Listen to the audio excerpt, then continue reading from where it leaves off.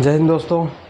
हम लोग मैथ के श्रृंखला को आगे बढ़ाते हैं। दोस्तों बहुत लंबा गैप हो गया, सॉरी इसके लिए। कुछ ऐसे कामों में फंस गए हैं और समस्या कुछ ना कुछ आती रहती है, जिसकी वजह से थोड़ा सा डिस्टर्ब हो गए थे। चलिए अब लोग मैथ के श्रृंखला को आगे बढ़ाते हैं, देखते हैं। आज पार्टनरशिप हम लोग ख़त्म कर लेते हैं। पार्टनरशिप पहले एक बार बताए थे कि बहुत छोटा चैप्टर है, इसको ख़त्म होने में ज़्यादा समय नहीं लगेगा। कुछ क्वेश्चन हम लोग कर चुके थे, दो तीन क्वेश्चन आज करेंगे। पार्टनरशिप आपका ख़त्म हो जाएगा। उसके बाद आप लोग बनाइएगा और बताइएगा कैसा रिस्पॉन्स रहता है, बनता है या नहीं बनता है, जैसा है वो आप लोग बताइएगा। चलिए देखते हैं हमारा क्वेश्चन क्या है आज का जो पहला क्वेश्चन है, ये हमारा क्वेश्चन है दोस्तों कि ABC तीन साझेदार हैं, तीन पार्टनर है ABC। कह रहा है ए का लाभांश कुल लाभांश का 3/16 है तथा बी का लाभांश कुल लाभांश का 1/4 है। मतलब ए को जो लाभ मिल रहा है, जो पूरा लाभ मिल रहा है उसका 3/16 भाग मिल रहा है। बी का लाभांश कुल लाभांश का 1/4 है। बी को जो लाभ मिल रहा है वो पूरे का 1/4 है। यदि सी को 243 रुपया मिलता है तो बी याद करें। देखिए दोस्तों, इसमें सबसे पहले हमको A अनुपात B अनुपात C निकालना होगा। दोस्तों इसके पहले हम लोग जब लाभांश पार्टनरशिप स्टार्ट किए थे तो उस समय जो है हम लोग इसका कुछ फार्मूला देखे थे। क्या था फार्मूला? जितना भी लाभ था, जो भी लाभ था वो पूंजी और समय के रिस्पेक्ट में बढ़ता था। मतलब लाभ बराबर होता था पूंजी और गुना समय। ये हमारा फार्मूला था। मतलब जो भी पार्टनर जितने दिनों के लिए समय दिया है और जितना पूंजी दिया है उसको उसी रेस्पेक्ट में उसका लाभ मिलेगा, है ना। अगर मान लीजिए पार्टनर ए है, 3000 रुपया दे रहा है ये और 3 महीना के लिए दे रहा है, तो 3000 को 3 महीना के वैल्यू के लिए ही कैलकुलेट करेंगे, ना कि 1 साल बाद अगर लाभांश बढ़ रहा है तो 3000 को 12 महीना नहीं जोड़ेंगे। तो चलिए देखते हैं इस क्वेश्चन को। कह रहा है एक का लाभांश कुल लाभांश का 3/16 है। मतलब लाभांश ए को मिल रहा है 3/16। देखिए दोस्तों, इस चीज़ को पढ़ने के लिए सीखिए। 3/16 इसका मतलब है, यहाँ कह रहा है देखिए ए का लाभांश कुल लाभांश का 3/16 है। कहने का मतलब यदि कुल लाभांश 16 है तो ए को कितना मिल रहा है, उसमें से 3 मिल रहा है। इस चीज़ को समझिए। 3/16 मतलब 16 में से कितना, 3। ठीक है, तो अगर हम लोग मान लेते हैं, ठीक है, यदि कुल लाभ 16, हम लोग कितना मान लिए कुल लाभ जो था 16 था, तो ए का लाभ कितना हो गया, 3 हो गया। चलिए यहाँ से देख रहे हैं। फिर बी का लाभांश क्या कर रहा है, बी का लाभांश कुल लाभांश का 1/4 है। अब देखिए दोस्तों, यहाँ पे थोड़ा सा गड़बड़ हो रहा है। हम तो सिर्फ ए को मान के चल नहीं सकते हैं। ए में कह रहा है कि कुल लाभांश ए को 3/16 है, तो यहाँ पे हम लोग मान लिए कि कुल लाभ 16 है। तो क्या बी के लिए भी कुल लाभ हम लोग कुछ मानना होगा अलग से? नहीं, क्योंकि लाभ यहाँ पे जो हो रहा है सब एक ही हो रहा है। ठीक है, तो बी के लिए अलग से लाभ नहीं मानना होगा। यहाँ भी हमको 16 ही लाभ बनाना होगा। ठीक है, तो बी को लाभ हो रहा है, जब 4 है तो उसमें से 1 लाभ हो रहा है। हमको टोटल लाभ कितना है, कुल लाभ 16 है, तो हमको पहले कुल लाभ को 16 बनाना है। तो इसमें क्या करें, 4 से गुना कर देते हैं, यानी 4/16। ठीक है, अब देखिए तो यहाँ से बी को अगर कुल लाभ 16 था तो बी को कितना मिला, 4 मिल गया। क्लियर है? तो यहाँ से बी को मिल गया कितना, 4। कुल लाभ कितना था, 16। ए को कितना मिला, 3। बी को कितना मिला, 4। तो 4 और 3 7। तो सी को कितना मिल जाएगा, ए बी सी 3 पार्टनर है, तो सी को कितना मिलेगा, कुल लाभ कितना था, 16। देखिए यहाँ पे कुल लाभ बराबर 16 है और 3 पार्टनर है, ए प्लस बी प्लस सी। ए को मिल गया 3, बी को मिल गया 4 और कुल लाभ कितना है, सब मिला के 16 है, ए प्लस बी प्लस सी। तो सी को कितना मिल जाएगा, 4 3 7 और 9, सी को 9 मिल जाएगा। चलिए अब इसी को हम लोग सॉल्व करते हैं। कपड़ा किधर गया यार, यहाँ कपड़ा था, छोड़ दो, मिल गया।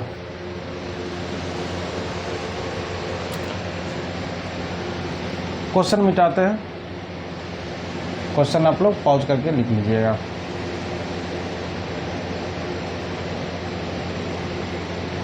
हमको पूछ रहा है सी का वैल्यू दिया है 243, तो पूछ रहा है बी कितना होगा। चलिए सी का मान 243 दिया है। तो दोस्तों ए बराबर कितना आया, ए बराबर 4 आया, बी बराबर कितना आया, सॉरी ए बराबर 3 है, बी बराबर 4 है और सी बराबर कितना है 7 है। तब ना 4 3 7 916। ए प्लस बी प्लस सी, ए प्लस बी प्लस सी कितना है 16 है। अब देखिए दोस्तों सी को कह रहा है कि 243 मिला है, सी को कितना मिला है 243। ये तो अनुपात में निकाल लिए, ए को 3 मिला है, बी को 4 मिला है, सी को 7 मिला है। तो सी का वैल्यू कह रहा है 243, तो अनुपात में 207 है, अनुपात में सी का वैल्यू 7 है और रियल में 243 है। तो कितना गुना है इसको देख लेते हैं गुना करके। 7 या 21 कितना होगा, 7 या 21 तो 4 28, ठीक है 3। 1 मिनट दोस्तों क्वेश्चन देखने दीजिए, 243 ही है ना।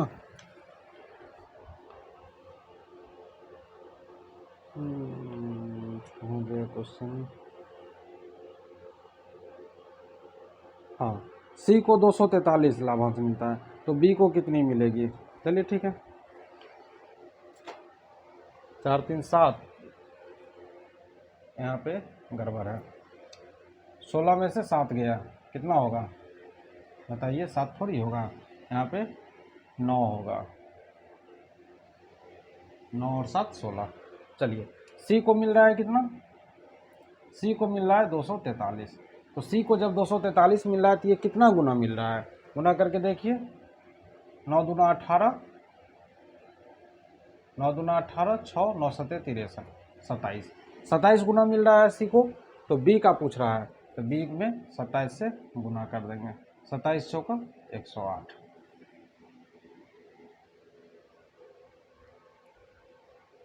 बी को मिल जाएगा 108। ए को पूछता तो गुना 27 कर देते। नोट कर लीजिए दोस्तों। देखिए यहाँ पे क्या किए हम लोग, एक बार फिर से समझ लीजिए। जितना था यहाँ पे 16 है, ए प्लस बी प्लस सी, कह रहा है कि ए को मिल रहा था 3/16, ए को मिल रहा था, यहाँ पे इसको बना रहे ठीक है, ये रखा है, ए को मिल रहा है कितना 3/16, बी को मिल रहा है कितना 1/4। देखिए दोस्तों यहाँ पे डायरेक्ट ये 16 था और इसमें 4 से गुना करके 16 बना सकते थे, तो हम लोग डायरेक्ट यहाँ पे 4 से गुना कर दिए। अगर कभी ऐसा कंडीशन आ जाए कि ए बराबर 3/16 है और बी बराबर 1/5 है, तो अगर हम पूरा 16 मान लिए, कुल लाभांश 16 अगर मान लेते हैं हम लोग, यहाँ से कुल लाभांश कितना मान लिए 16, तो कुल लाभांश 16 मानेंगे तो इसको कुल लाभांश 16 तो बना नहीं पाएंगे। उस कंडीशन में क्या करते हैं, इसका एलसीएम जो रहता है उसी को कुल लाभांश मान लेते हैं। कुल लाभांश मान लेंगे हम लोग 80, कुल लाभांश क्या मान लेंगे 80। तो ये बराबर 3/16 को हम लोग 80 बनाना होगा, कितना से गुना करेंगे 5 से, मतलब 15/80। और बी बराबर हो जाएगा 1/5 गुने कितना से गुना करेंगे 16 से, तो 16/80। अब यहाँ से हो जाएगा, ए को मिल रहा है 15, बी को मिल रहा है 16। तो यहाँ पे हम लोग क्या किए, बराबर उस तरह का कंडीशन नहीं था कि हम लोग गुना करके 16 बना लेते, इसलिए एलसीएम लेंगे। आप लोग यहाँ भी एलसीएम लेके बना सकते हैं, इस क्वेश्चन में भी आप लोग एलसीएम लेके बना सकते हैं। जैसे देखिए ए का लाभांश कितना है, कुल लाभांश का 1/16 है, बी का कितना है 1/4 है। तो पहले इस दोनों का एलसीएम निकाल लीजिए, एलसीएम कितना आएगा 16 आएगा, तो कुल जो होगा वो एलसीएम मान लेंगे। कुल लाभांश कितना हो गया 16। अब देखिए बी कितना हो जाएगा, तो यहाँ पे 16 है तो ये तो 16 बेस में है, इसमें कुछ गुना करने की ज़रूरत नहीं है, 3/16 है दोस्तों। तो इसलिए यहाँ से बी में 16 बनाना है, तो बी को क्या करेंगे 1/4 और गुने 4 से गुना करेंगे बेस में, बेस को 16 बनाना है हमको, तो ये हो जाएगा 4/16। तब हो गया यहाँ से ए बराबर 3 और बी बराबर 4। और जब ए बराबर 3 और बी बराबर 4 हो गया तो 4 3 7, और ए बी सी तीनों का वैल्यू कितना हम लोग माने 16, तो 9, उधर सी बराबर हो गया 9 और 7 16। तो सी का वैल्यू 243 दिया हुआ है, 27 गुना है, सब में 27 से गुना कर दिया। पिछला चैप्टर जो पढ़े थे सेम टू सेम उसी तरह का था, लिख लिए। इसको मिटाते हैं, नेक्स्ट क्वेश्चन पे देखते हैं। हो गया।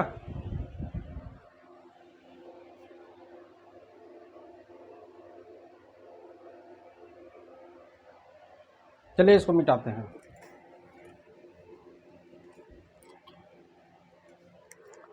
अगला क्वेश्चन देखते हैं दोस्तों।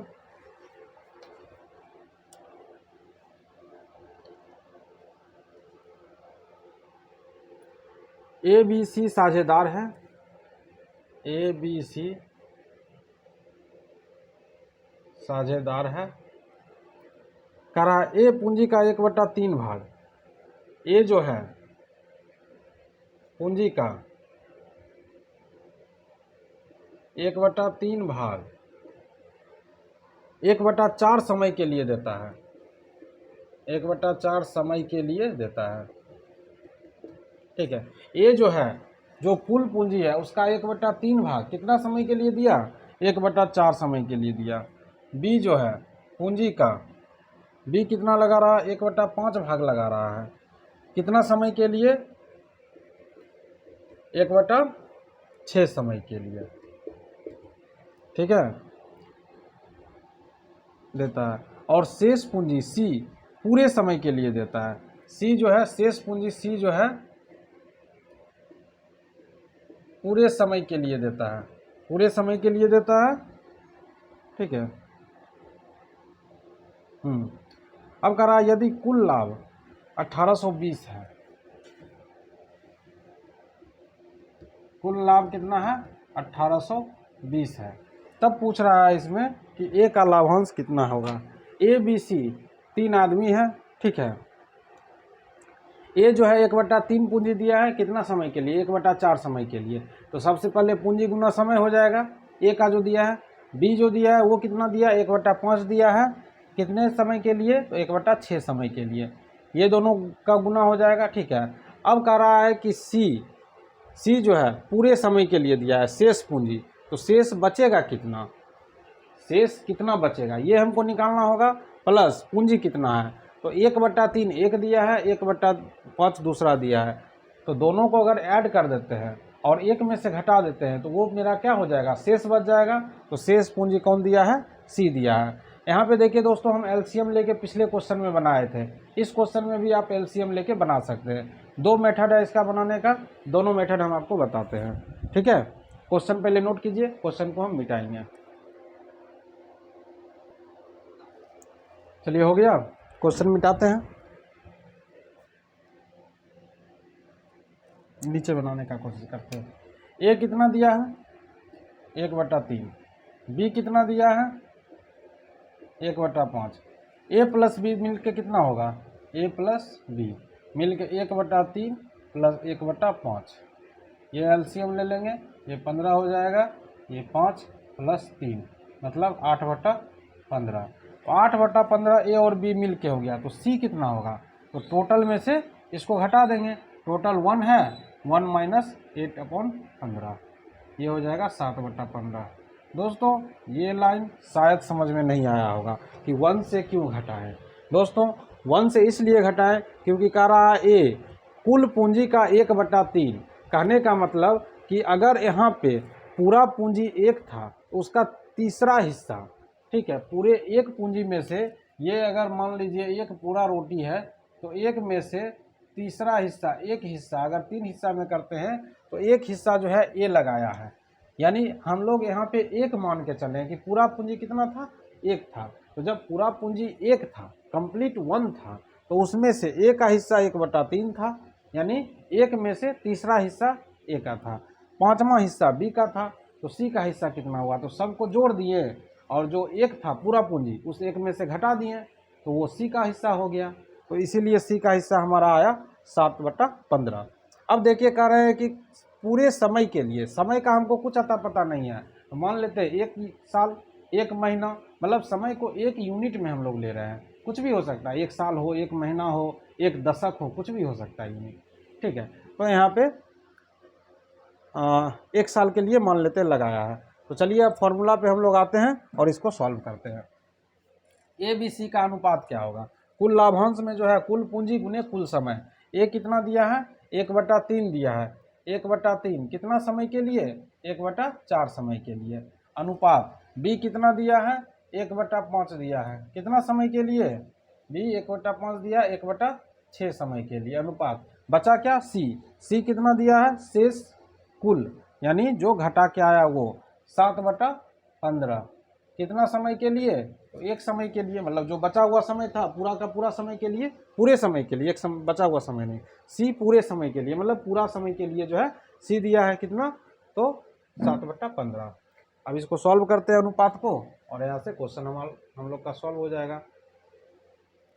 इसको मिटाते हैं, कुल लाभांश रहने देते हैं ताकि हम लोग को सॉल्व करने में आसानी हो।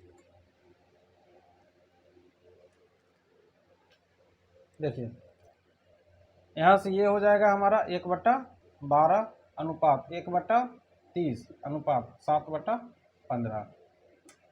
चलिए, इस तरह के अनुपात को हम लोग चेंज करने के लिए बताए थे।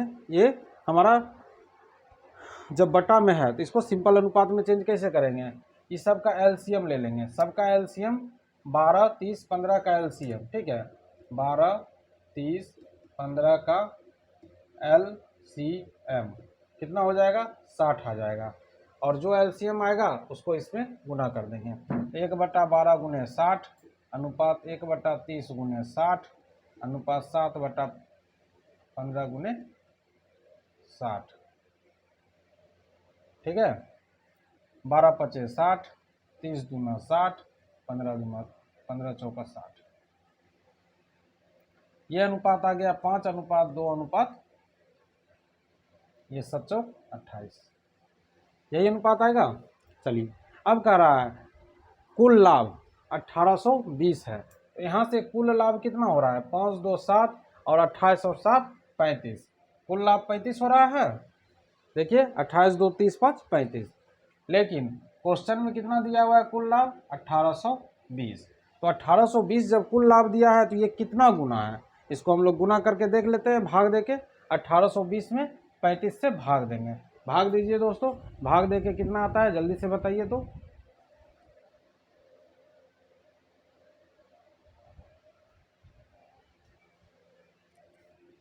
अठारह सौ बीस में 35 से भाग दीजिए, 35 दूना 70, 35 चौका 140, 5 बार में कटेगा, 35 पचे 25 के 5 हाथ में 2, 5 दिए 15 2 17, 175, 12 में से 5 गया 7, 35 दूना 70, यानी ये 52 गुना हो गया, 52 गुना हो गया। क्या पूछ रहा था क्वेश्चन में, किसका शेयर पूछ रहा था, जिसका पूछ रहा था उससे 52 गुना कर दीजिए। पूछ रहा है ए का लाभांश कितना है, तो ए में 52 से गुना कर दीजिए, 5 दूना 10 और 5 दूना 10 0 हाथ में 1, 25 25 1 26, 260 हो जाएगा। नोट कीजिए जल्दी से दोस्तों। इसका दूसरा मेथड बता दें, हिंट्स दे देते हैं, आप लोग ट्राई कीजिएगा, ठीक है, नहीं बनेगा तो कमेंट कीजिएगा।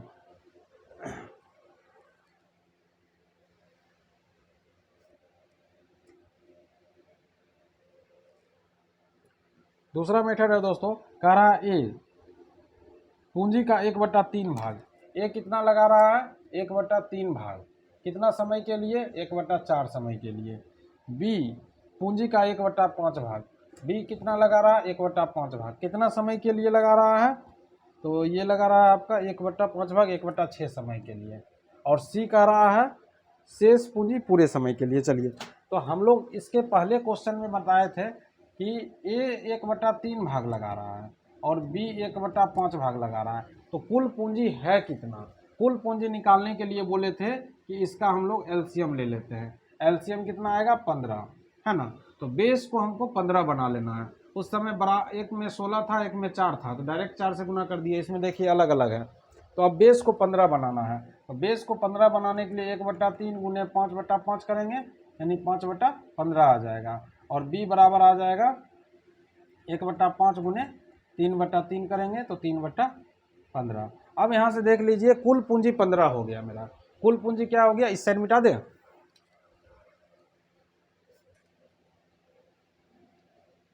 चलिए, अब देखिए मेरा कुल पूंजी कितना हो गया 15,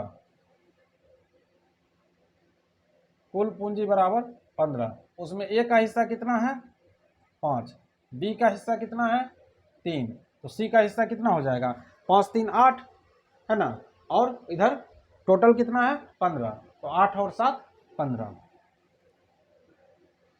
तो सी का हिस्सा कितना हो गया 7 हो गया। अब समय देख लेते हैं,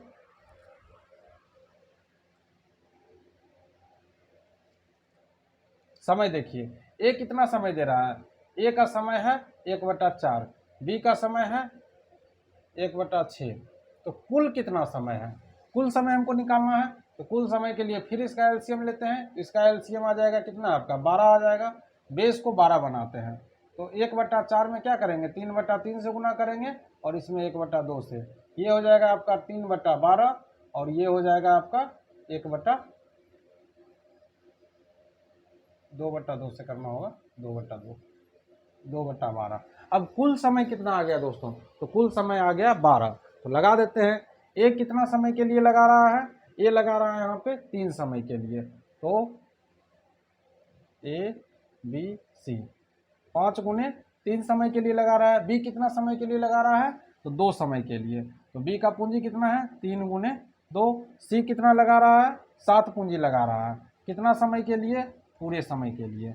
ये हो जाएगा आपका 15:6:/84, या फिर डायरेक्ट यहीं पे काट दीजिए ना, जो कटेगा कुछ कटने वाला है इसमें 3 3, हाँ 3 से कट जाएगा सर, ये और ये 4, ये आ जाएगा 5:2:28, 5:2:28। क्या पीछे के क्वेश्चन में यही अनुपात आया था मेरा कट के 5:2:28, और यही अनुपात आया था, तो हो गया क्वेश्चन सॉल्व हो गया, यहाँ से सॉल्व कर लीजिए।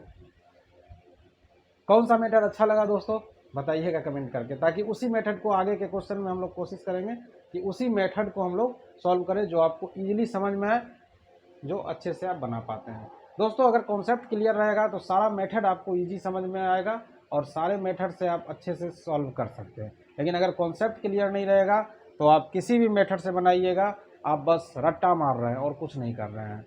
अगर आपका कॉन्सेप्ट क्लियर है तो एक मेथड से बनाते बनाते अपने आप दिमाग में नया मेथड आ जाएगा कि अरे इसको तो यहाँ से हम ऐसे भी कर सकते थे, इसको ये भी कर सकते थे। इसलिए कॉन्सेप्ट पे ध्यान दीजिए, कोशिश कीजिए कि आखिर ऐसा क्यों किए, कैसे किए, बेस बराबर क्यों किए, ये सब चीज़ जानने का कोशिश कीजिए। अपने आप से मंथन कीजिए, मनन कीजिए, जितना मंथन कीजिएगा मनन कीजिएगा उतना ज़्यादा आपका दिमाग स्ट्रांग होगा।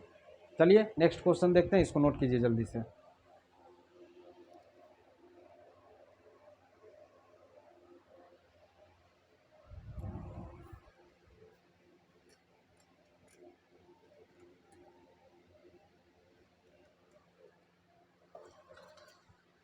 अगला क्वेश्चन है दोस्तों, नेक्स्ट और लास्ट क्वेश्चन है, ध्यान दीजिएगा। इसके बाद हो गया आपका पार्टनरशिप खत्म। आप बुक से बनाइए, जहाँ से नहीं बनता है क्वेश्चन का फोटो खींच के कमेंट कर दीजिए। ए तथा बी एक व्यापार में 48,000 और 60,000 निवेश करता है। ए तथा बी व्यापार में 48,000 और 60,000 निवेश करता है, ठीक है। 3 माह बाद 3 महीने बाद क्या होता है, ये 8,000 निकाल लेता है, ए को कुछ ज़रूरत होता है और वो 8,000 निकाल लेता है।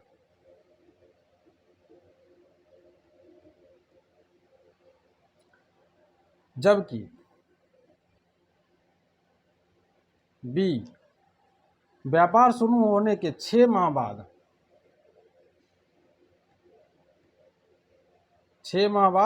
6,000 और लगाता है, 6,000 और निवेश करता है, ठीक है। वर्ष के अंत में कुल लाभ में से ए को 12,000 मिला, यदि अंत में ए को कुल लाभ में से 12,000 मिला, ए को कितना मिला दोस्तों 12,000 मिला, तो कह रहा है कुल लाभ ज्ञात कीजिए। कुल लाभ कितना था, देखिए दोस्तों ए और बी दोनों एक साथ व्यापार शुरू करते हैं। ए शुरू में 48,000 रुपया दे दिया, बी 60,000 रुपया दिया, लेकिन व्यापार जब चला 3 महीना होते होते ए को कुछ पैसे का ज़रूरत पड़ा, वो बोला कि भाई हमको इतना पैसा तुम दे दो इसमें से, बोला ठीक है लो, 8,000 रुपया बी अपना ले लिया। फिर व्यापार चलते रहा, 6 महीना के बाद ऐसा लगा कि व्यापार में कुछ पूंजी का और ज़रूरत है, तो ये तो पहले ही पैसा ले चुका है, मतलब ये अब कमज़ोर हो चुका है। बचा बी, तो बी क्या किया, बोला ठीक है हम 6,000 रुपया और लगा देते हैं। 6,000 रुपया लगा दिया। अब जब बंटवारा होगा लाभ का तो जाहिर सी बात है एक जैसा बंटवारा तो होगा नहीं, क्योंकि एक पैसा निकाला है, एक पैसा लगाया है, किसी का कम लगा है, किसी का ज़्यादा लगा है, तो क्या कितना बंटवारा होगा इसका फैसला आपको करना है कि भाई दोनों आदमी खुश रहें, दोनों में झगड़ा नहीं हो। चलिए, और इसको सॉल्व करने के लिए आप लोग तो जानते ही है, जो जितना पूंजी लगाया, जितना समय के लिए लगाया, बस उसी को गुना कर देंगे और उसी अनुपात में लाभ को हम लोग बांट देंगे। चलिए देखते हैं दोस्तों, यहाँ पे ए और बी व्यापार करता है, 48,000 60,000 लगाता है। दोस्तों करना क्या है पार्टनरशिप में, 48,000 60,000 6,000 8,000, इस सबको हमको इतना लंबा कैलकुलेशन नहीं करना है। शुरू में ही जो कटने वाला रहेगा उसको हम लोग काट देंगे। क्वेश्चन शॉर्ट करने का ये तरीका है। बाकी आपको लंबा बनाना है तो आप 48,000 पे बनाइए, इसमें क्या जाता है, लेकिन एग्जाम में उतना समय नहीं मिलता है। तो 48,000 में से 3 जीरो और 60,000 में से 3 जीरो पहले ही कट गया। यहाँ पे ये 12 से कट जाएगा, बच्चों का 48, 12 25 60। तो ए और बी किस अनुपात में पूंजी लगाया है, ए और बी 4 और 5 के अनुपात में पूंजी लगा दिया। चलिए अब देखते हैं, ए और बी 4 5 के अनुपात में लगाया है, लेकिन कितना महीना तक लगा के रखा है। तो ए जो है 4 तो लगाया है, लेकिन 4 पूंजी कितना दिन तक रहा उसका, 3 महीना तक ही रहा, क्योंकि 3 महीना के बाद तो वो कुछ पूंजी निकाल लिया है। तो ये जो है 4 पूंजी लगाया है 3 महीना तक के लिए। उसके बाद क्या होता है, 8,000 निकाल लेता है और बी 6,000 लगाता है। तो बाद में जो लगा रहा है ये क्या लगा रहा है, 8,000 और 6,000 लगा रहा है। इसको भी अनुपात में हम लोग कर लेते हैं।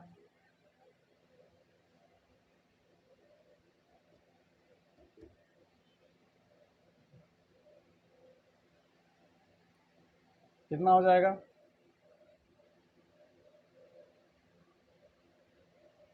ये हो जाएगा आपका 2 से कटेगा 4 और ये 2 से कटेगा 3,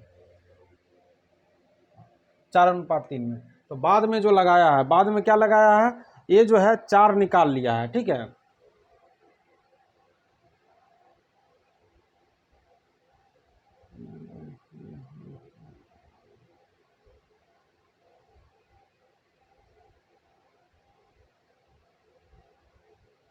एक मिनट दोस्तों, इसको क्वेश्चन को नोट कीजिए, फिर से बताते हैं इसको।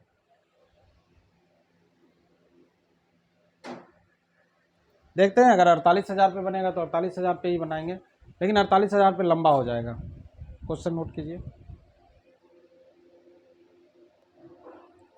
देखिए दोस्तों, इसमें सिर्फ जीरो काटते हैं, ठीक है, पूरा का पूरा नहीं काटते हैं। ये हमारा यहाँ पे जीरो काट दे रहे हैं, ये 48 है और ये 60 है, यानी ए और बी जो है 48 और 60 के अनुपात में लगाएगा। तो चलिए देखते हैं, यहाँ से भी हम लोग इसका जीरो और इसका जीरो हटा देते हैं, 8 और 6 के अनुपात में निकालेगा।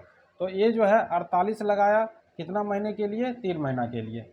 फिर क्या किया, 48 में से कितना निकाल लिया, ये 8 निकाल लिया, ठीक है, 8 निकाल लिया तो बचा कितना इसके पास, 40। ये कितना महीना के लिए लगाया, वर्ष के अंत में, यानी 9 महीना के लिए, ये 9 महीना के लिए लगाया। अनुपात हो गया बी का, बी 60 लगाया है, कितना महीने के लिए, 6 महीने के लिए, 60 गुने 6 प्लस फिर 6 और निवेश किया है, तो 60 और 6 66, कितने, 6 महीने के लिए, यही हो जाएगा। चलिए इसको सॉल्व कर दीजिए। अब इसको सॉल्व कीजिएगा तो 8 तिया 24, 8 तिया 24 के 4 हाथ में 2, 4 तिया 12 2 14, 144, 8 तिया 24 के 4 हाथ में 2, 4 तिया 12 2 14 प्लस 9 चौका 36, 360, अनुपात 6 6 का 36, 360 प्लस 6 6 36 के 6 हाथ में 3, 6 6 36 और 3 39, 396। इसको जोड़ दीजिए, ये हो जाएगा 4 6 4 10 के 0 हाथ में 1, 3 1 4 1 5, 504। अच्छे से जोड़िएगा, 4 6 4 10 के 0 हाथ में 1, 3 1 4 1 5, 504। अनुपात 6 9 6 15 के 5, 9 6 15 के 5 हाथ में 1, 3 3 6 1 7, यानी 504 अनुपात 756 आया है, ठीक है। अब देखिए 504 अनुपात 756, क्या इसमें से कुछ कटेगा, जो कटेगा उसको काट देते हैं, 2 से कट जाएगा, 2 से होगा 25 और ये 252 अनुपात, फिर ये 2 से कटेगा, कितना होगा, 3 दूना 6, 7 दूना 14, 376। 2 से काटिए, 12 दूना 24, 126। 2 से काटिए, 18 दूना 36, 1 16 8 188। और कटेगा, 126 को 2 से काटेंगे, कितना हो जाएगा 52। 5 दूना 10, 2 6 दूना 12, 3 63। 63 अनुपात यहाँ होगा 9 4 94।